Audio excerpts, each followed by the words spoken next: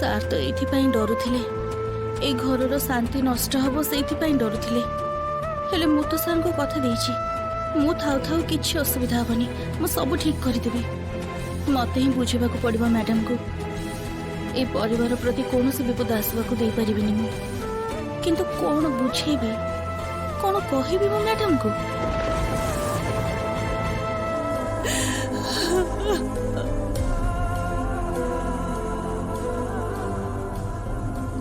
तमे चुप ही अच्छ कौन पे सूर्य किछि कहू न कहीं ना कौन तमर सब पुराना कथा मने पड़ी जाउछि,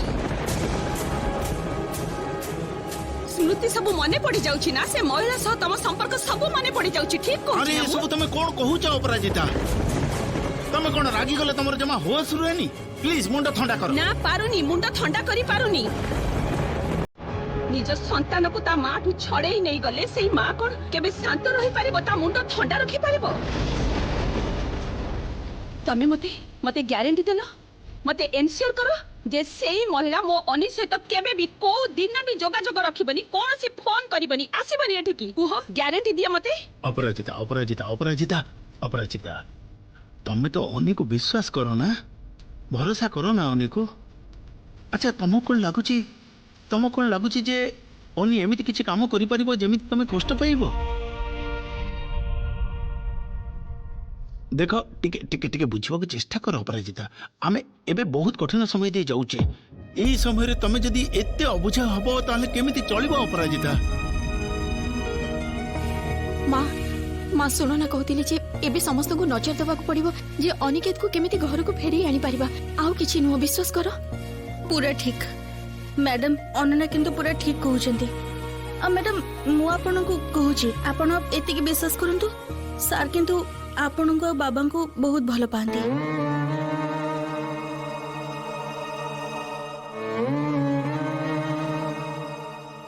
आपण आ बाबा कष्ट पाइबे भाबिकी ही सार किछि कहि पारु नथिले।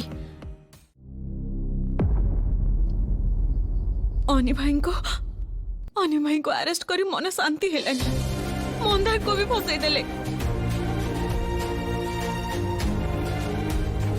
कौन चाहते से माने? मु तो गोटी कथा बुझी पारुनी, श्यामली मंदार को पळेई जीवा को कहले काहे कि से तो निर्दोष।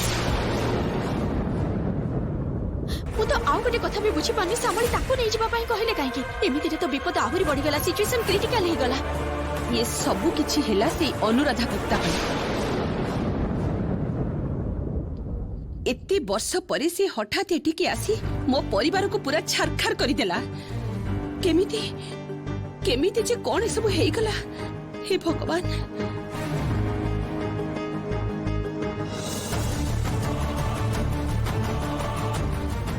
मते भी बहुत टेंशन लगुची। श्यामली जे कुआडे गला आ मंदार को भी से कहिला काहे कि से तो खाली जीवा को कहि जांदा। मु जते दूर श्यामली को चिन्हिछि से जहा करे भाभी चिंती करे। मते लगुचे अनिर भल पई ही सी एमिति करिछि।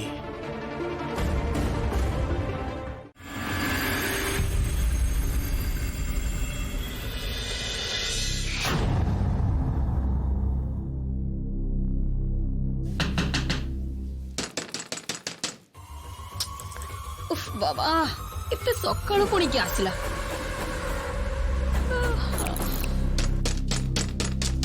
अरे बाबा आसुची।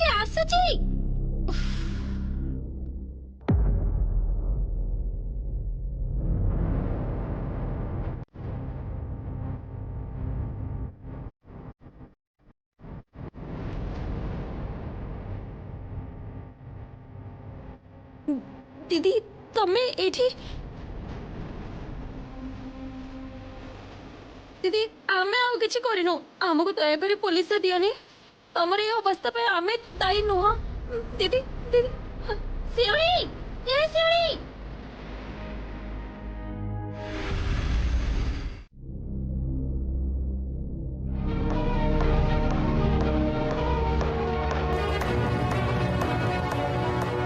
अपराजिता तमे एमिति बसी रुहनी, तुमको टिके रेस्ट दरकार। एमिति रे तमे राति सारा सोईन, जा रूम को जाके सोई पड़ो। तमे मते ଶୋଇବା ପାଇଁ କହୁଛ ସୂର୍ଯ୍ୟ? ମୋ ପୁଅଟା କୋଉ ଅବସ୍ଥାରେ ଅଛି ମୁଁ ଜାଣିନି।